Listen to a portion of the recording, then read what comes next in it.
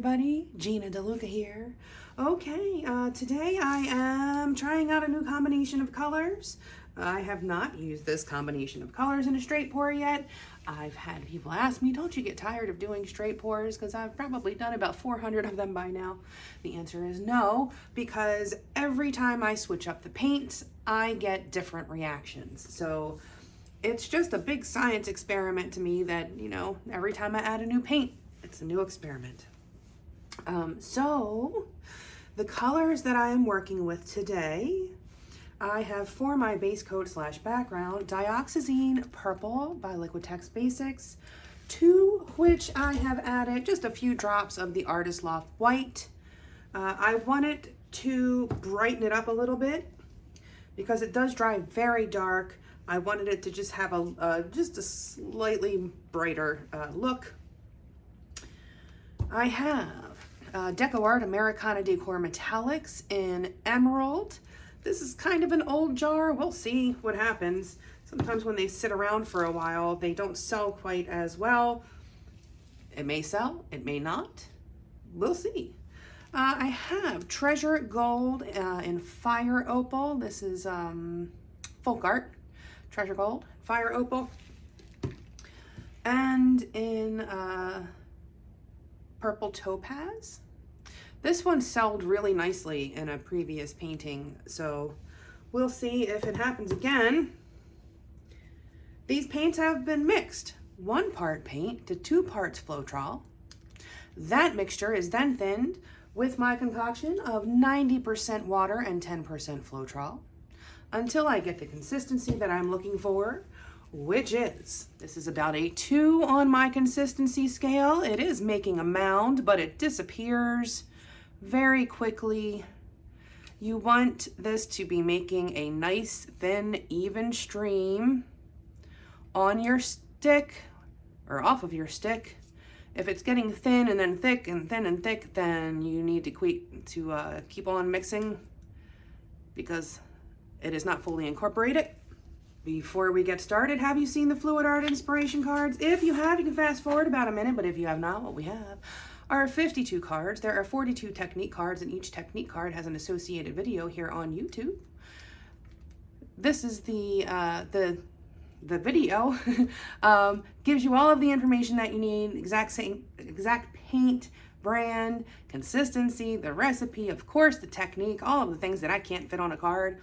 This is the picture of the painting in that video. This box here contains a tip for that particular technique, and here at the bottom you have the color palette that was used in that particular painting. And then these 2 boxes can be used together as the basis of a 2-color palette, or you can build off of those colors. There are also 8 bonus color palette cards. Each one has 5 color palettes. Use all of the colors or just some of the colors. Mix and match the bonus color palette cards with the technique cards, and you have more combinations than you could ever paint in a lifetime. These are available at my website, ginadeluca.net, and also at amazon.com. All right, so I'm going to be doing this flower petal kind of thing here. This nifty little contraption comes from the Paint Pour store. I'm an affiliate of the Paint Pour store, so if you go to the description box and use the link in the description box, there's a 15% off coupon code if you wanted to grab yourself one of these. I am using this portion. There are multiple ways that you can use this, but I'm going to be just using this part to create the petals. Yes, and also I'm an affiliate with Decoart, so if you wanted to, you could try the Decoart paints. There's a coupon code. Check out the description box for all of my affiliate links and coupon codes. All right, the first thing I'm going to do is put some of my background color in my cup before I lay down my base coat, because I want to make sure that I have enough for my pour. I have miscalculated that before and put too much on my canvas and then had not enough for my cup. Don't want to do that. I lay down a base coat because it helps my paints to slide around easier, more evenly, And something has to stick to the canvas first. If it is not your base coat, it is going to be your poured paints, and sometimes you can lose some really cool stuff on the edges because the paint that touches the canvas first is going to stick to the canvas, and then the rest of the paint is going to roll over top of that. And so you kind of lose your composition, or at least your original composition. And sometimes the edges have the coolest stuff going on. And I do paint my edges first with just straight paint because the way that I mix my paints, particularly while I'm using Floetrol, it is pretty thin, and sometimes the Floetrol doesn't stick to the sides all that fantastically. So an ounce of prevention is worth a pound of cure, as they say. It is just easier to take the 2 minutes to cover the sides than it would be to try to touch the sides up later, especially when you're using custom blended colors. That makes it challenging. Okay, now I'm going to put paint in my cup. Always remember to check your consistency before pouring. The sauce may thicken upon standing. I'm going to pour from up high. I want this to sink. I want these paints to sink and churn and blend and do the things that they're going to do. That's how I wind up with those awesome 3D looking cells.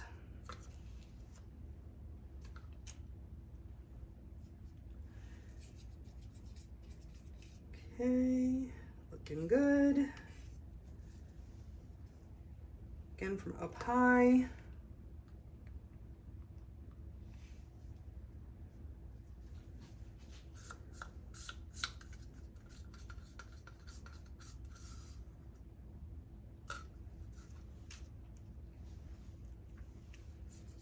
And then the last color, I always try to have the most contrast between the first color in the cup and the last color in the cup, because I seem to end up with a little bit of the last color that I put in my cup at the very, very bottom of the cup, and that becomes the center of my pour and becomes the focal point.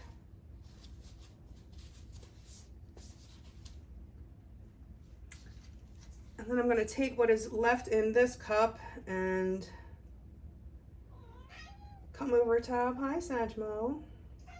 How you doing? Yeah.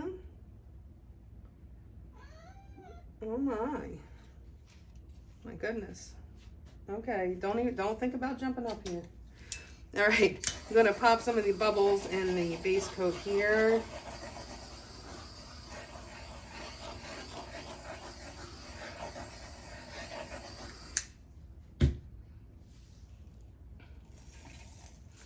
All right, I am going to try to center my little pedal maker best I can. Just takes a minute. All right, I think that's pretty good. As you can see, these cells are trying to pop up through. So I should be getting some good cells. Okay, I am going to spin this as I'm pouring because I want these colors to kind of come out evenly, at least as evenly as possible. As you can see, that's already not happening.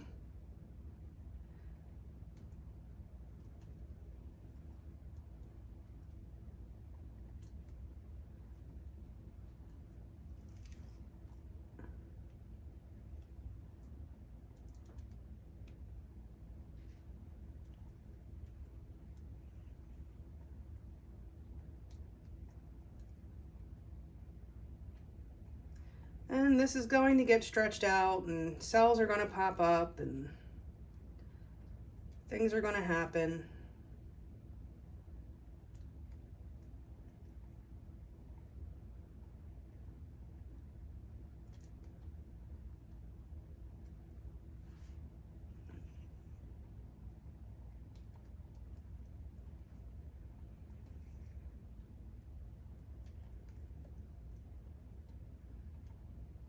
As I get closer to the end of my cup, I will get closer to the canvas. It gives me a little more control.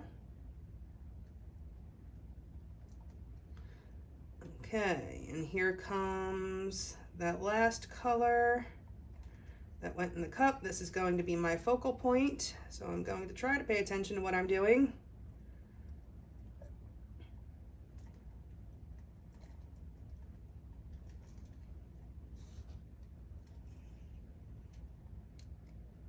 I'm going to just do some rings here. I want to give this the appearance of like a rose type center.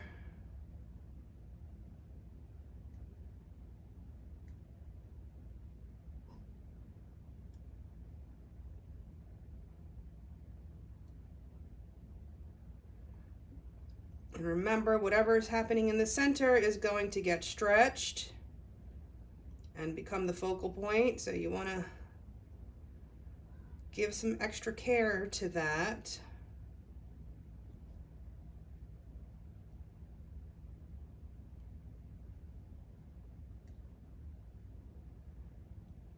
So I'm kind of just alternating directions with a ring pour type motion. Woo, that was close. That was close. I almost botched that one. Okay, I'm just going to touch that center up a bit.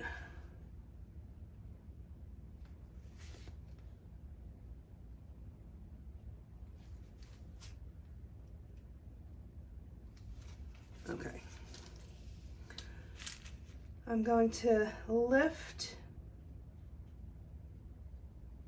gently, carefully. All right.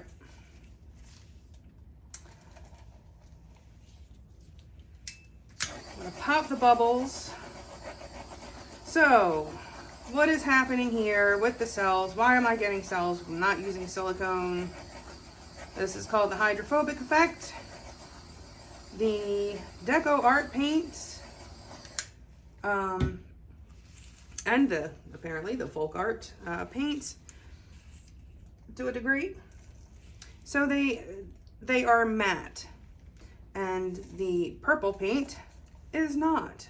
The matte paints push away the glossy paint, and when you get the small cells from popping bubbles, as it comes to the top, it brings some of that paint with it, and you get these cells that will actually grow as you let them sit. So patience is your friend when doing a straight pour. Allow that paint puddle to percolate.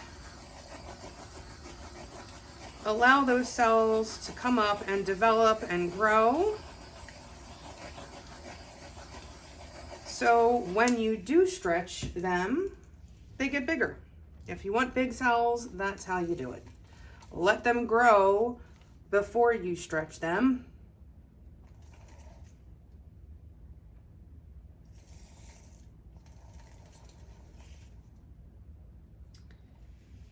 Okay. We'll see how this works out.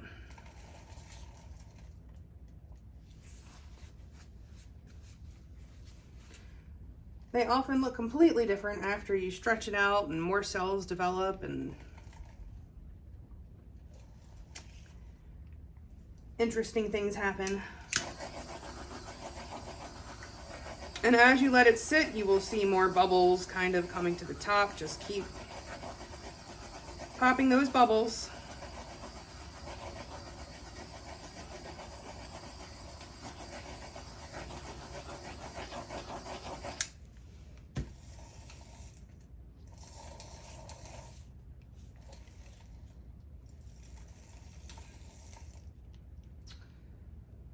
Okay, I think I'm going to give this a spin. I could let this sit and let more cells develop.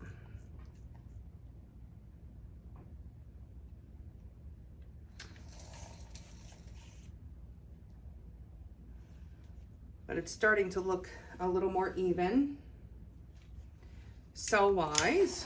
I mean, evenly distribute it throughout my petals.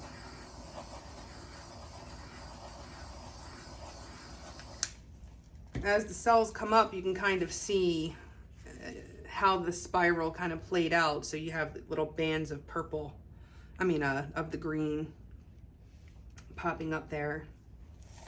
That's why I spin it, so you kind of get a more even distribution. All right, let's give this a twirl, shall we?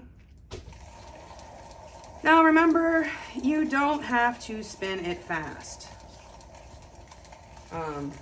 It'll get there. It'll get there eventually.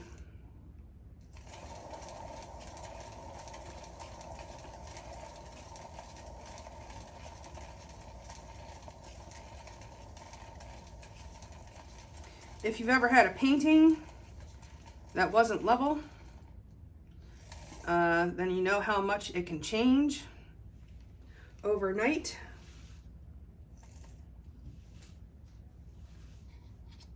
I have a little bit of paint left here. Let me just give a little juice to these corners. Sajmo. Sajmo's feeling lonely. He wants some attention.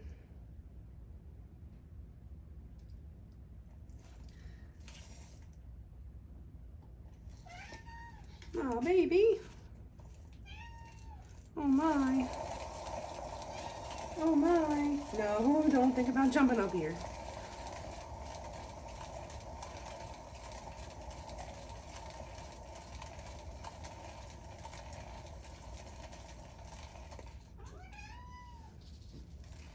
Let me just give this center a bit more love. Tidy that up.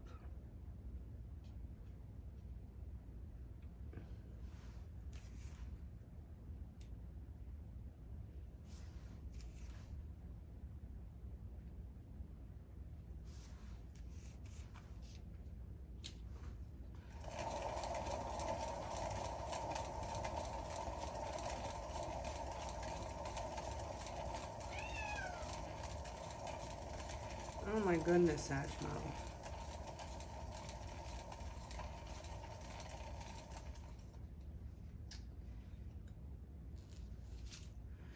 I'm just going to take a little bit of these drippings and kind of just zhuzh up this edge and then give it another spin. It'll blend that right off. Or blend it in. It'll stretch it out, make it look natural. Okay. All right. That is as much as I'm going to spin it. I'm going to let this sit and do whatever it's going to do. And I'm bringing in for a close-up. Back in a few. Okay, here it is. It will probably still develop a bit more, but I need to do this video now because the premiere is happening soon. So, that's what the center wound up looking like. I do love this technique doing the straight pour through this little petal maker thing. I love how the patterns of cells come out. I did wind up spinning a lot of it off, unfortunately. I need to do this on a round so I don't lose so much of the nifty stuff. But there it is. I hope you learned something. I hope you enjoyed. Please do like, share, and subscribe. Make sure you click that bell. If you are already subscribed and you're not receiving notifications, click that bell. YouTube changed some things, and you have to go back and click the bell of all the people you're subscribed to if you want to receive notifications that they have new content. Check out the Patreon. I have a Patreon account now, and we do Zooms every week. The Q&A Zooms, if you're having problems with, some particular technique. If you're having trouble with, motivation or imposter syndrome, we go through all that stuff. We work through all of that. So, and there's exclusive content there. There's a private Facebook group. So do check us out at the Patreon. And check out the description box below for links to my Patreon. The website, my website, GinaDeLuca.net, where you can find my art and music. And the Fluid Art Inspiration cards for sale. And also in the description box, you will find all my affiliate links and coupon codes. Paint Horror Store, Decoart, both being used in this video, so do check that out. Also, in the description box, last but not least, you will find the link to our Facebook group. Go make some art. Join us there. Post your masterpieces. Ask your questions. Get some inspiration. A good time is had by most. It is the internet after all. And, oh yes, do stay tuned for the trailer for the Fluid Art Experience, where I will be teaching all manners of straight pour, how to get cells without silicone. That will be in Seattle, April 27th to the 29th. I still have a room available in my classes. So, if you want to learn how to get cells without silicone, the consistency is key. And the best way to see what that is in person. So do stick around for that trailer. Okay, that is it for me for today, y'all. I hope y'all have a beautiful day. Now go make some art.